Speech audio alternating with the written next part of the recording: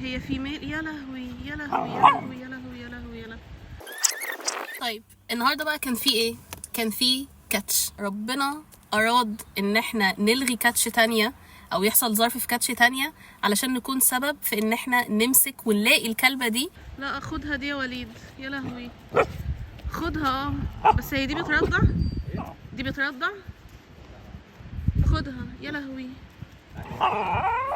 مع العلم انه الناس هناك لما لقونا بنحاول نمسكها قالوا لنا ان في كذا حد قبل كده حاول يمسكها وهي فعلا كانت صعبه. يعني حاولنا نمسكها اكتر من مره وكل مره السرنجه تدخل فيها بس ما بتنامش، ما بتتخدرش، لغايه ما الحمد لله ربنا وفقنا وعرفنا انها تتخدر وناخدها على طول في العربيه. دي كانت اول محاوله بس للاسف فشلت. الكلبه طبعا فهمت ان احنا بنحاول نمسكها فده خلى الموضوع اصعب بكتير. انا حرفيا قعدت بتاع نص ساعه مش قادره استوعب المنظر ده. فضلنا نراقبها من بعيد وهي فضلت تدخل في الحتت الفاضيه اللي فيها تكسير جوه اكتر. ودي كانت المحاوله التانية وبرضه للاسف ما جاتش. نروح من هنا لهنا لهناك عشان يجيب الكلبه ام ورم.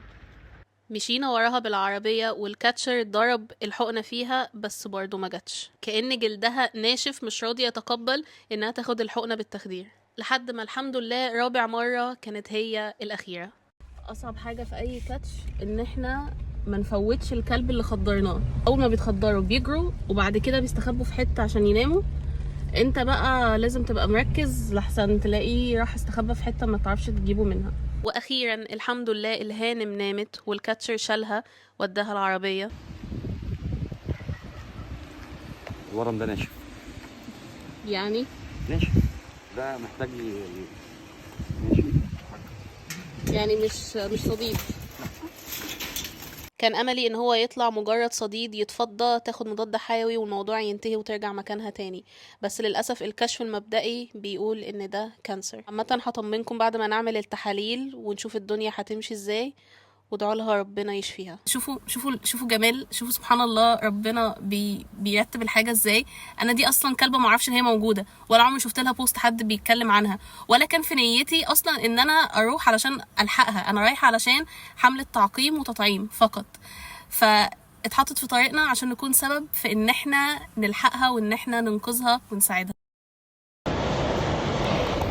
مفاجأة مش متوقعة مش كده؟ لكل اللي كانوا متابعين حكاية الكلبة دي وعايزين يعرفوا ايه اللي حصل بعد ما مسكناها، اعتقد ان دي مش النتيجة اللي كنتوا متوقعينها. الكلبة رجعت الشارع تاني وبالورم من غير ما يتشال. ليه وازاي وامتى؟ طبيا الكلبة كان لازم يتعمل لها تحليل عشان نعرف نوع الورم ده اذا كان خبيث ولا حميد، وعملنا لها كمان اشعة علشان نشوف الورم وصل لحد فين. للاسف الاشعة ورتنا ان الورم واصل لغاية الرئة، ونتيجة العينة اثبتت لنا انها ساركوما يعني ورم خبيث. في الحالة دي احنا كان عندنا حل من اتنين: يا نستأصل الكتف كله علشان نقلل من احتمالية ان الورم ينتشر تاني، بس في الحالة دي مازال الجزء اللي انتشر في الرئة هيكون موجود ومش هنقدر ان احنا نستأصله، وفي نفس الوقت بنعرض كلبة كبيرة في السن لمجهود كبير جدا والتخدير ممكن ان هي ما تستحملوش، زائد انها هتعيش بقية حياتها بإعاقة وفترة ريكفري طويلة جدا ومؤلمة جدا. هنضطر ان احنا نعيشها في ملجأ او في مكان مقفول، وهتعيش باقي عمرها وحيدة ومكتئبة في مكان ما تعرفوش بعيد عن عيلتها. عشان كده بعد موافقة اكتر من دكتور خدنا القرار ان احنا نروح مع الحل التاني، هو انها ترجع الشارع بعد ما تتعقم وتطعم، لان الحمل والخلفة كده كده هيكون خطر على حياتها اكتر. انا متفهمة ان ممكن القرار ده الناس كتير يكون غريب ومش الحل الامثل، بس الواقع ان قصة الكلبة دي علمتنا حاجة مهمة جدا: العمليات الجراحية مش هي دايما الحل. ان الحيوان يعيش بقية حياته في ملجأ مش هو دايما الحل. ساعات ان الحيوان يرجع الشارع تاني وسط المجموعة بتاعته لغاية اليوم اللي ربنا كاتب له يموت فيه ارحم له كتير من اي حل تاني. في حالة الكلبة دي الحمد لله ان السكان اللي هناك بيحبوها وهيفضلوا يهتموا بيها لحد اخر يوم في عمرها.